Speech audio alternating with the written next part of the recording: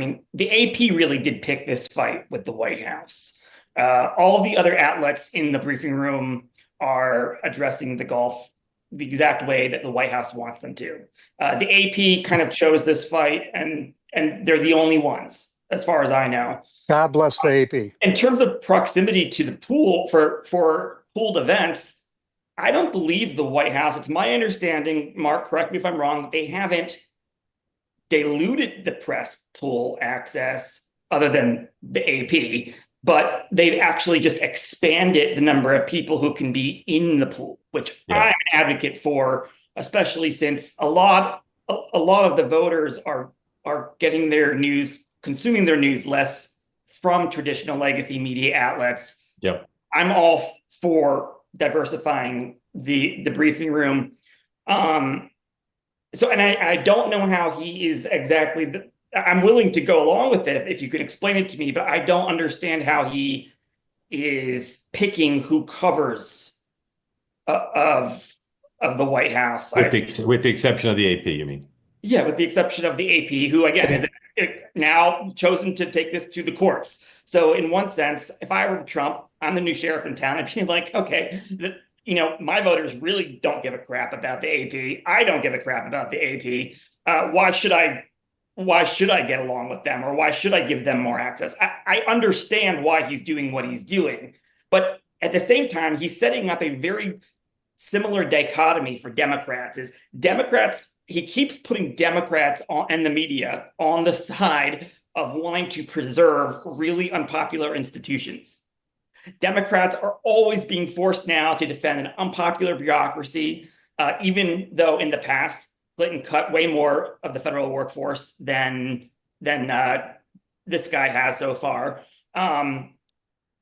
We're forcing us to defend sort of unpopular legacy media outlets. I read the Wall Street Journal, New York Times every day. I trust them, but that's not the way a lot of the people who voted for Trump think about them. So I don't know if that's a great argument, for Democrats to get involved in, just because Biden hardly ever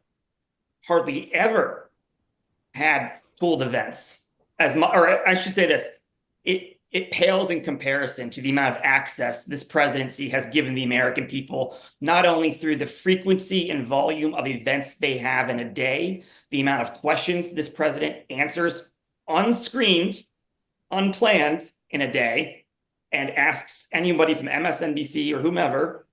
That would not be the case in the previous administration.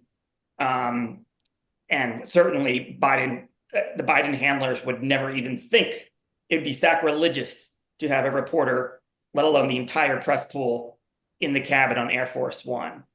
So, and then you have the cabinet who are out there communicating every day. Yep. Okay, let's let Ron back in. Thank you for that, Ron. That's a couple of things I agree with. I agree with a lot that was said. For one thing, the Democrats are in the position of and are making the mistake of defending a lot of ossified institutions, defending the status quo basically at a time when all Americans, 90% of Americans, know we need change. You see that especially playing out with the budget cuts. The idea that the Democrats haven't put forward a government reform plan since Clinton Gore is political malpractice. And I agree that the media has to be much more creative in how it tells its story and has to be more responsible in how we carry ourselves. There's been too much smugness in covering the right. There actually has been a movement the last couple of cycles to shame reporters who have the temerity to go to diners in Macomb County, Michigan, to ask people why they voted for Barack Obama twice, and now they're voting for Trump.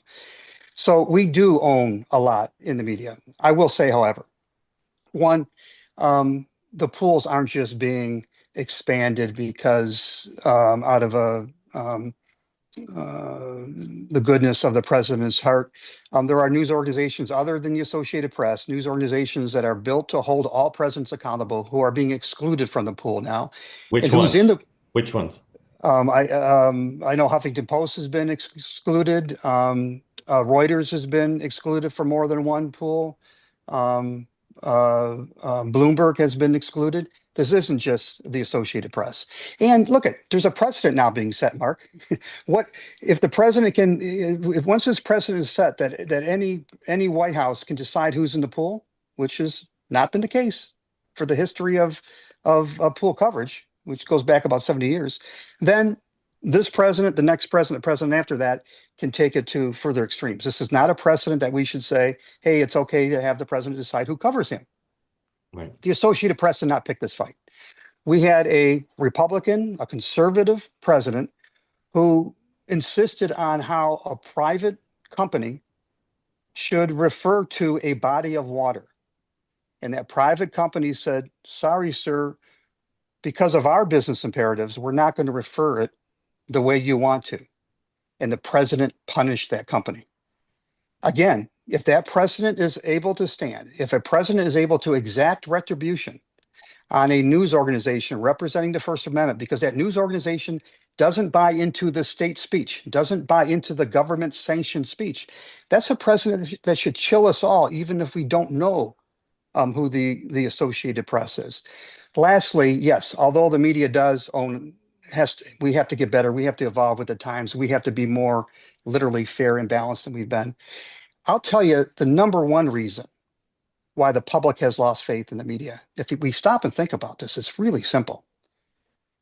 It's because for the last 25 years, we've had both parties demonizing the media, unfairly criticizing media for their own political interests. If you write something that is vaguely critical of the left criticizes the media. Comes after the New York Times, of all things, a very liberal newspaper. If they're not liberal enough, they'll demonize the media. And if on the other side, the GOP and the conservatives have made a living, a practice out of attacking the media when it's not conservative enough. So we shouldn't be surprised. We can't just blame it on the media when the public doesn't trust the media because they've been told by their tribal leaders not to trust the media. That's a bigger problem than just figuring out how we get newsrooms to operate better. Yeah, Ron, brilliantly said, and I agree with everything you said, and I'm impressed by the passion with which and the clarity with which you made the case about punishing the AP for gun. But you and I sometimes have differed about this.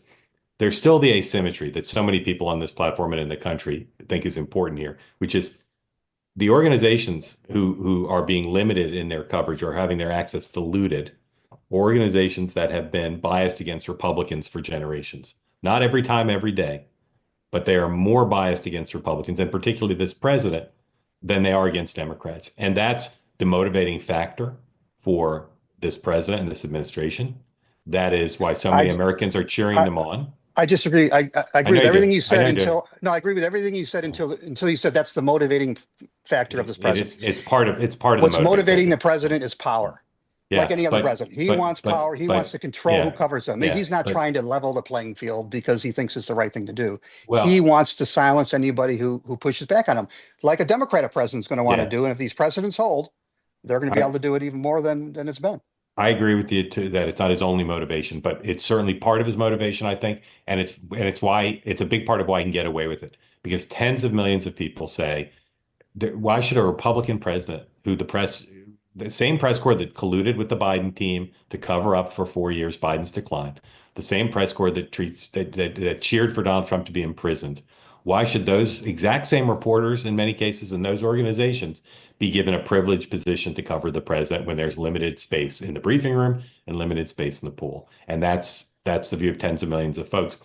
At the same time, I couldn't agree with you more about the negative effect that this has and the ultimate goal, which is to control who covers him, which every president can get away with would try to get away with it. And just to be clear, the Biden administration did it too. And when the Biden administration kept the New York Post from covering Biden events, I didn't see the same level of uproar amongst the White House Correspondents Association as I see now. And they did that. They punished reporters for their coverage just the way this administration does. And the outrage and the uproar should have been equal, and it's not.